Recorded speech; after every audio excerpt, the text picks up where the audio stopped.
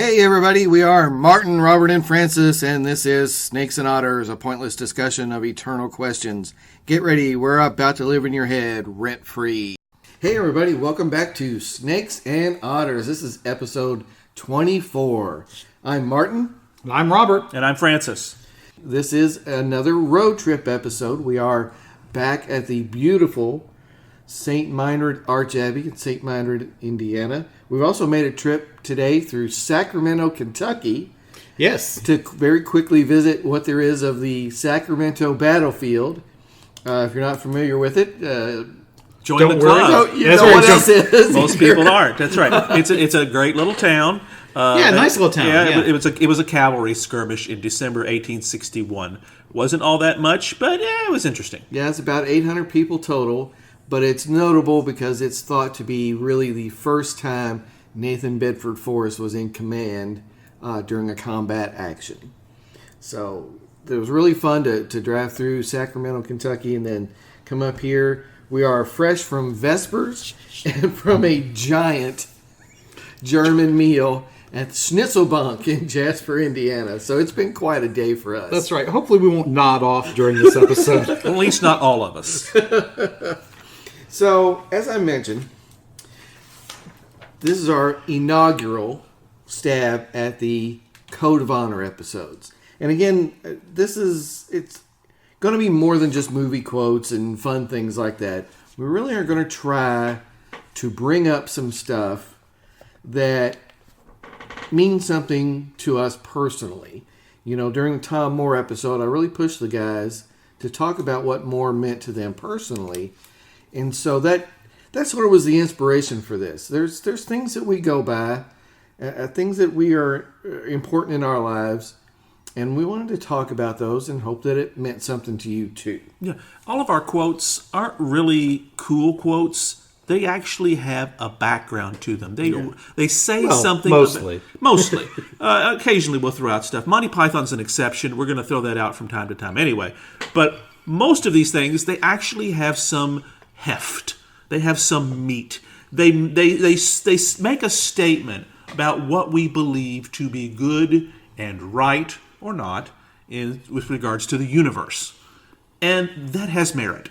We'd like to think so. It helps us divine some of those eternal questions. That's right, because ultimately that's what we're about. So I'm going to go first, guys, and this one is pretty much my favorite of all time. So that's why I wanted to do it first.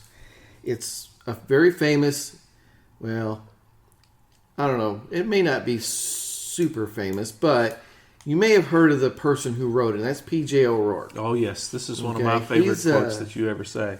He is a proponent of the Gonzo Journalism School. So you've heard of Hunter Thompson. P.J. knew Hunter. And P.J. wrote for many years for Rolling Stone magazine. And this quote comes from one of his articles from way back in the 80s. But it's just one of those things that struck me that what he was talking about, I can take it and extrapolate it to lots of other stuff. And that quote is, "It's one thing to burn down the shithouse. It is another to install plumbing." Love that quote. Absolutely love that quote. So, that's quintessential PJ too. Yeah, that's right. So people are like, "What?"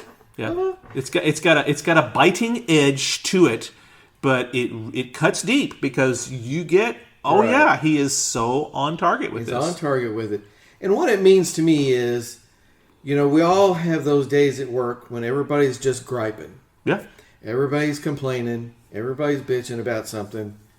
And for me, this means, okay, that's just burning down the shithouse. Mm-hmm. Bring a solution to the table. You don't like the way something works? Well, then let's talk about a solution and let's stop bitching about it. Mm-hmm. And, you know, it's one of those things where if you get into that and you get mired in all that complaining, your life's going to be pretty miserable. Because you spend a lot of your time at work. That's right. Yep.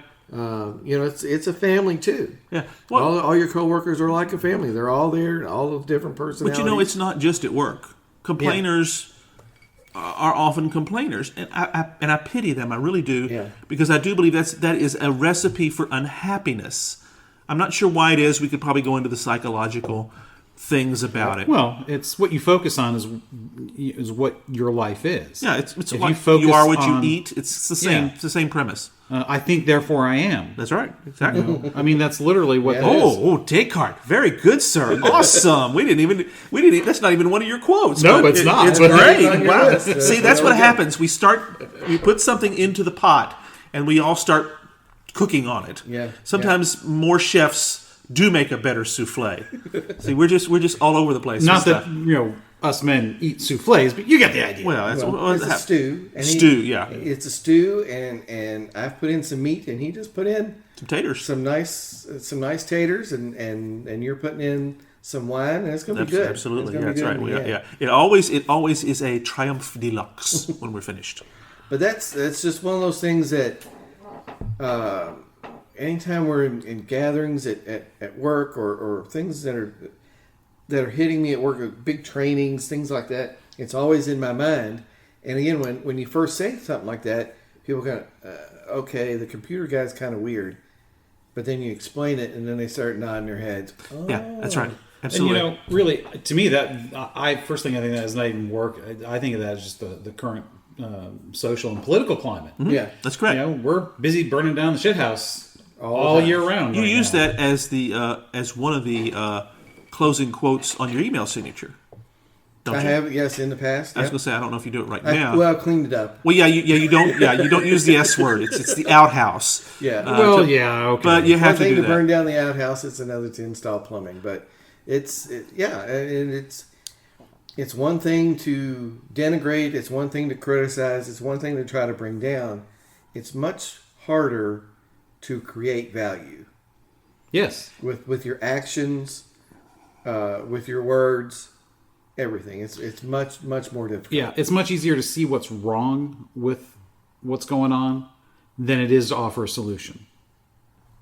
Well, one requires work. The other requires nothing. No, it just requires bitterness and anger mostly.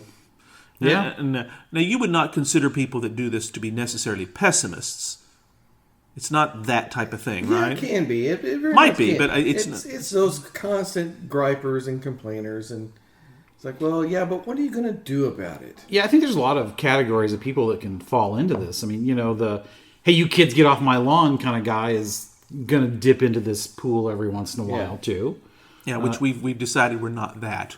Well, Not I am. yet. Oh, you are. That's I right. am. Well, I yeah, would get off I thought you were working towards it, but I didn't think you were there yet. Oh, I think he's pretty been there for close. about 5 years. it 15. Okay.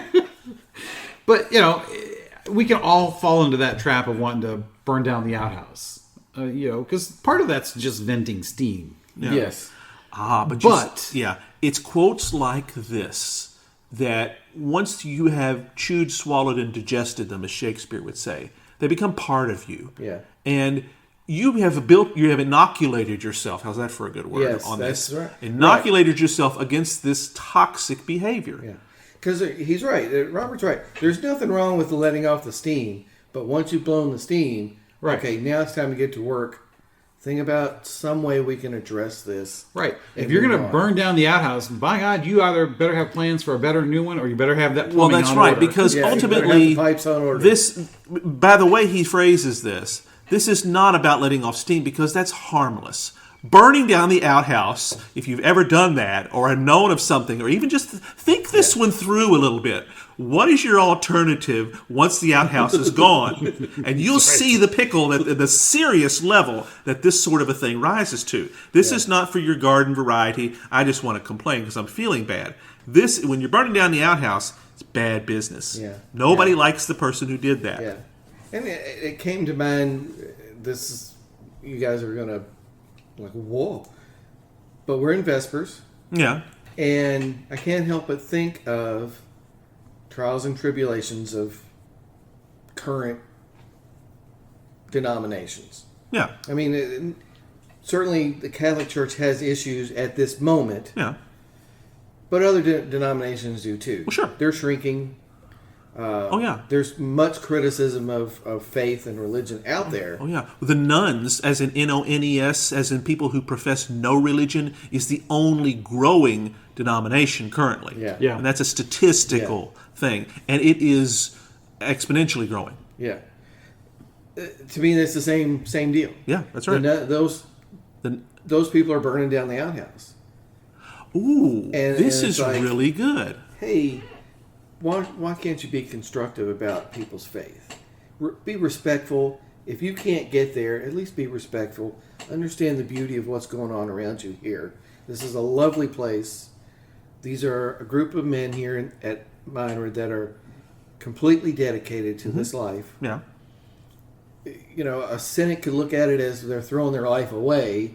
They could be doing something productive on the outside. That's burning down the outhouse. But that's exactly it's burning because down there the is value in what they are doing, and if you can't understand that, that is perhaps to be pitied. Yeah. But ultimately, it must not be allowed to rule the day.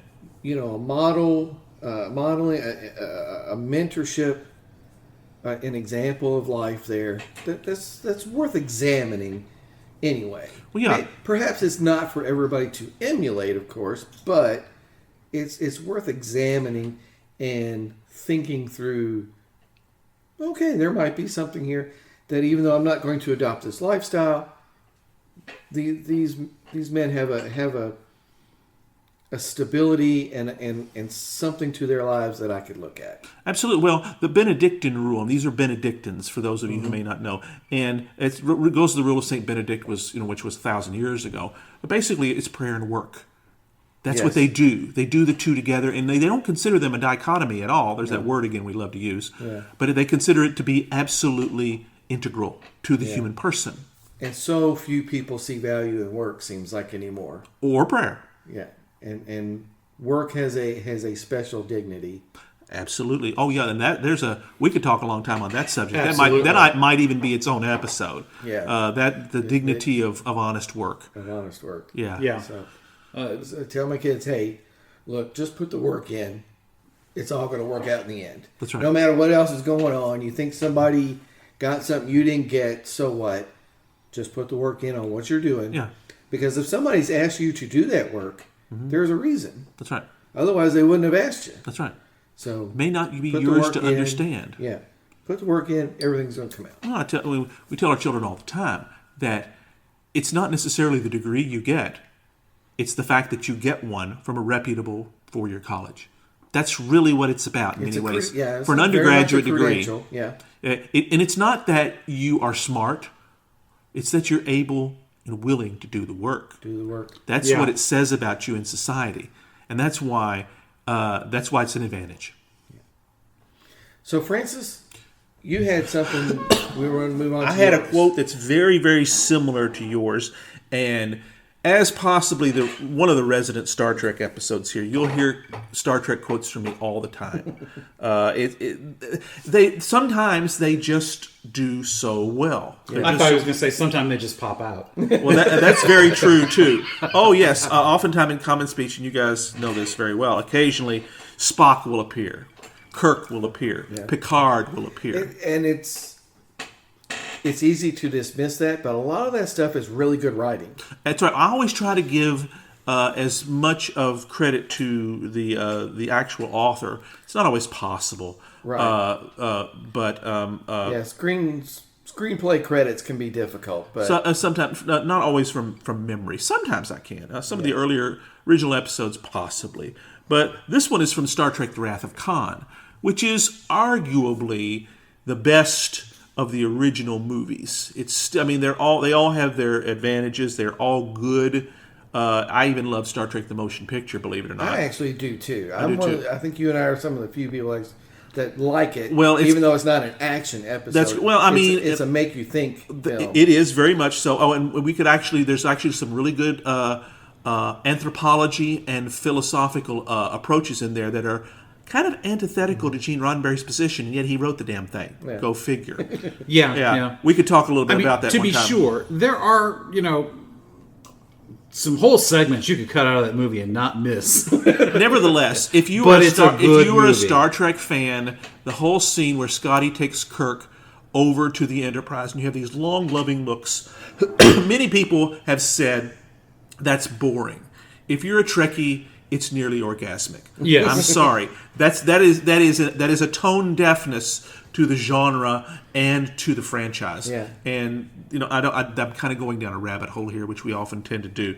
That's not what I'm actually going after that. Speaking of rabbit holes, before you lay this, because I know where you're headed, before you lay this on us, I just wanted to mention we got a new bourbon. That's right. It's Yes. not new to us, but it's new to the show, I guess. That's right. It's the first appearance of Basil Hayden. That's right. We tend to rotate our bourbons through.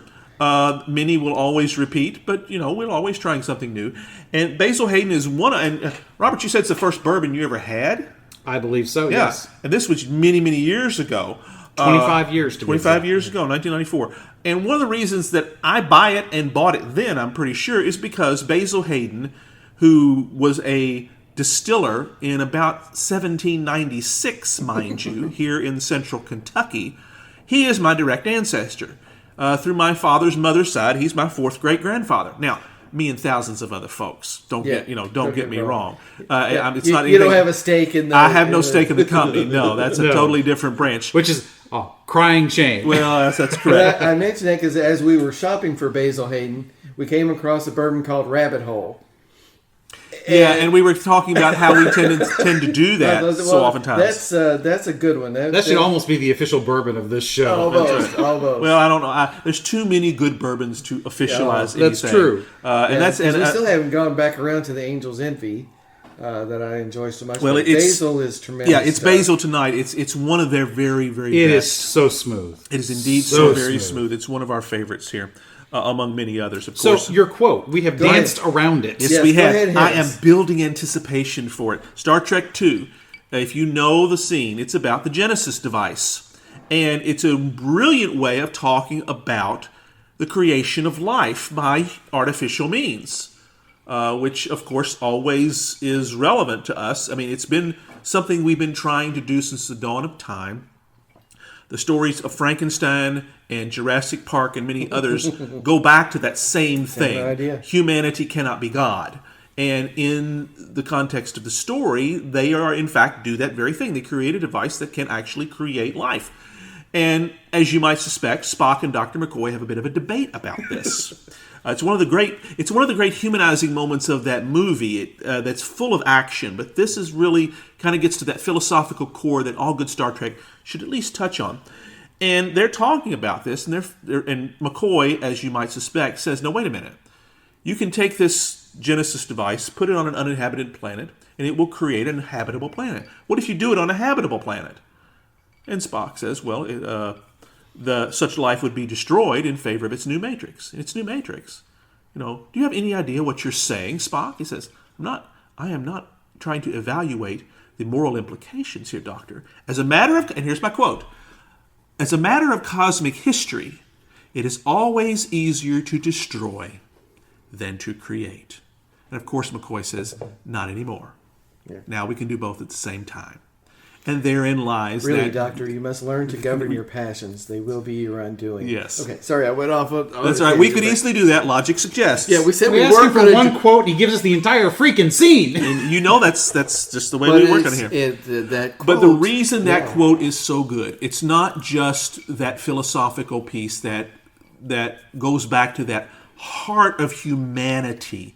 We have been trying to create life. I mean, parents do that in many ways, but that's not quite the same thing. We are looking, when you're talking about that, when you're talking about the power to create, all art is part of that. All technological accomplishment, all this sort of stuff. Humanity has been trying to create ever since the beginning. And that is one of those, I believe, God-given sparks within us, is this desire to create.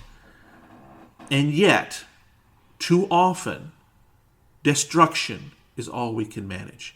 And it's that duality of humanity once again. The creator versus the destroyer.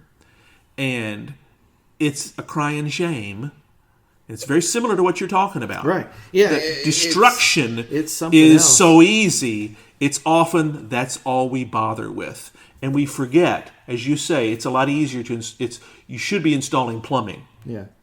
That's such a thing that just stunning that it's a lot of the same concept from a gonzo journalist who admits to snorting coke in the 80s to this Star Trek screenwriter. That's right. But Nicholas Meyer was the director, and you end up in the same place. Yeah, it's really tremendous. Right, it's a universal ideal. Exactly, and that's what we're talking about here.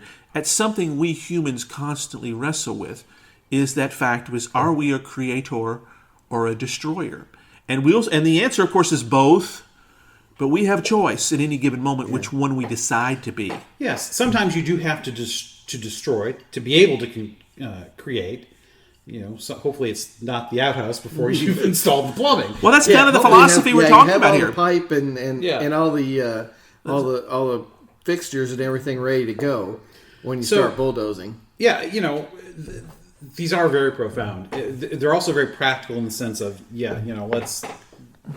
Yeah, stop complaining and let's work out a solution. Yeah, let's do something. Well, that's right. Well, and not just anything, because creation implies that it is worthwhile.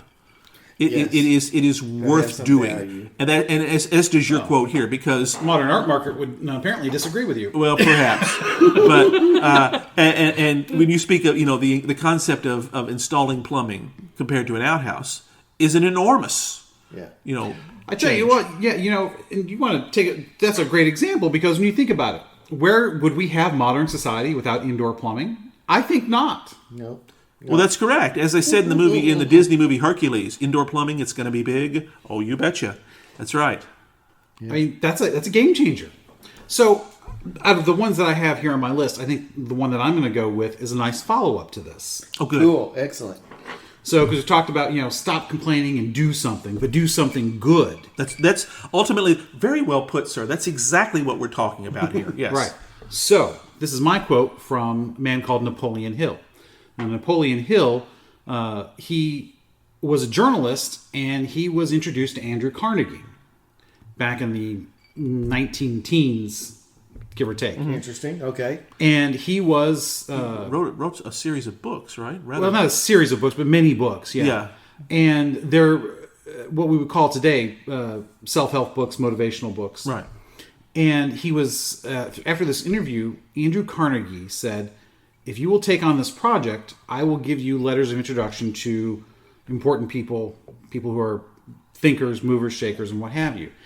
And his job was to interview them and to basically write the book that defines the secret of success, give or take. Okay. Yeah. But not the, if I do this, I'll make $1 million. This is the system how to do it. And the book he ended up writing, he actually wrote many books. This was not the first one he wrote. And Andrew Carnegie, he didn't pay him to do this. All right, this is a project he took on, and really some of the stuff that he came up with is a little, but this is a great quote. What the mind of man can conceive and believe, and that part's very important. Right. He can achieve. What you can conceive and believe, you can achieve. Because if you can think it up and believe you can do it, then yes, you can. Now, it doesn't mean it'll be easy. Doesn't mean it'll happen exactly the way you plan it, that there won't be missteps along the way. But that quote is the reason why we have things like the pyramids or the Colosseum. Or indoor plumbing. Or indoor plumbing. These are all things that are totally brand new things people had never seen before. This is a very non-mechanistic approach. Yes. It is a very organic approach. That's to right. Yeah, things. It is a very soul-filled thing. Yes. It's not the atheists would have problems with that. Well, I mean, possibly if they took it to its deepest levels, because basically you're saying we are greater than the sum of our simple parts. There is an aspect of that to this. Yeah, we are better than we know. I think for Hill, the important thing was that it was about confidence, about having confidence in yourself and your abilities. Yep. And that is certainly very important. Lord knows that this is not the kind of confidence we hand out to kids nowadays, where we just give them a trophy for showing up. This is about doing real things. This is about installing the indoor plumbing. Yeah. Yeah, half of life is showing up, but only half. Right. there's more to go. So and 50% is still a failing grade. Yeah. So yeah. Well, it's ultimately you have to do the work, and I think that's kind of what we're talking about here. But it's not just that, right? Because it's more it's that unbelievable power of confidence. Is that the center of where he's at? Is that the red hot center of this? No, not just that. Because you can have confidence that you can do incredibly stupid stuff. Sure. Right? It's what you can conceive and believe. So I think he would probably explain it as, I can conceive that I can fly by flapping my arms, and I can believe it. Well, that doesn't mean it's going to happen. Right? Because I think the inherent is this, that what you conceive is something that is possible. Which goes now, back... Yeah. It might be improbable, but it's got to be possible. It may not be possible with current technology. It's all... But that's the core of creation. But that's the core of creation, yes, right? that's kind of exactly what we're talking about here. That's creating something new from what and good. Did not... And good. So if you're talking about stop complaining and do something, I'm saying do something good. You're saying do something new and good. Well, it could be new. It could be new. But for some of us, it's just believing that you can do something that somebody else has already done. It's new to you. Right? Yeah. So that's important too, because when we talk about confidence, think about how many people live such horrible lives of despair, and they don't even realize it sometimes, just because they don't know any better, that they don't think that they can do any better, that this is their lot in life. Yeah. That's antithetical to what Hill is talking about. Because remember, this is from a book about success. Mm-hmm. It's called Think and Grow Rich, is where this came out of. This does presume that there is a system in place that allows you to achieve. Yes, to a degree. That doesn't necessarily mean that there's a helping hand. Correct, that's right. It's more that there is the freedom. That's right. And the freedom to take a leap of faith. That's right. The freedom to take a chance. But inherent in that is the freedom to fail. That's correct.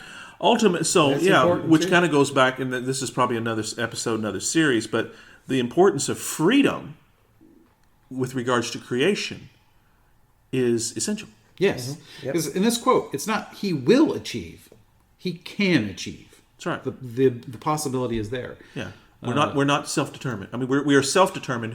We're not to a degree. We are not predetermined. Right. Nor are we solely self-determined. Right. So he was supposedly a very spiritual man, very faith-filled. I think he was a little new agey in a lot of ways. He was early for that too, wasn't he? He was very early for that. He was probably one of the first ones that came up with the concept of the law of attraction, which was at the heart of the movie The Secret and the book The Secret. I remember that. That was from it was in the early 2000s. I think. I am not a big believer in the whole law of attraction thing, because it's basically whatever I think about hard enough and really want hard enough, the universe will give to me. And no matter how much people try and fluff that and make it sound, that's essentially what it is. That's God as a vending machine. I can't sign on to that exactly. one. It's very much at the heart of prosperity gospel. Prosperity gospel. Yeah. No. You have to put in the work. That's right. You have to. Now, I would maybe frame that as I become attractive to those that I might want to work with, but it's not that the universe is just ready to give me stuff. Right. You are open to the opportunity. When someone brings something to your door, you're ready for it. Right. Well, that's that freedom concept again. Exactly. And I think that's essential. Wow. Yeah. That's good stuff. Yeah. Yeah, because we went from... circled that one really well. It did. It all connected. Yeah, and we'll be honest, listeners, we weren't really sure how we were going to do this one, because this is our inaugural attempt with this. Right. And we're just trusting in the magic that we have together that we can make this a meaningful meta-narrative, as it were. We did not know what each of us was going to pick. That is correct. We did not know that. I thought you were going to pick something. I thought you were going to pick the Our Fault, Dear Brutus is not... the Shakespeare from Julius Caesar. Right. Yeah. Oh, and because we've got lists of different things from each other, but we're not really sure what we're going to do. Yeah. And as we've said during our show prep, we may pull something just right out of the air. While we're going with this, because just think it through. My whole and Spock quote we came up with about 2 minutes before this thing here, because we were thinking, wait a minute, that would be a good one based on this previous discussions. Well done, gentlemen. This is fantastic. How are we doing on time? We are right at about 31 minutes, so think we are awesome. right on the money. Let's worked out just the way I wanted As it to. the great philosopher and comedian Tim Wilson would say, looks good, fellas, let's caulk it. Let's caulk That's it. close enough. We'll just caulk it. Let's caulk it. So, listeners, I hope this was enjoyable for you, and I hope you don't burn down any outhouses. Go order some plumbing from your favorite home improvement store and get busy installing some plumbing. That's right. Creation is an act of love, so love often. There you go. That's really good. Well, I made that one up, actually. That's really but good. It's, Write that down. That's all right, good. yeah, because that's... save that for another episode. Yeah, perhaps. that falls right into what we're talking about. Thanks for being with us here every week at Snakes and Otters, a pointless discussion of eternal questions. Be sure to spread the word on your social media accounts. Follow us and retweet us. We are on Instagram and on Twitter at Snakes and Otters. Let your friends know that they can find us on Podbean, Spotify, Stitcher, iHeartRadio, Apple Podcasts, and on YouTube. Just search Snakes and Otters Podcast to find us, and please remember to leave us your comments and reviews. It helps people find us. And you can always send us an email at snakesandotterspodcast@gmail.com. I'm Martin. I'm Robert. And I'm Francis. Catch us next week. Same snake time, same otter channel.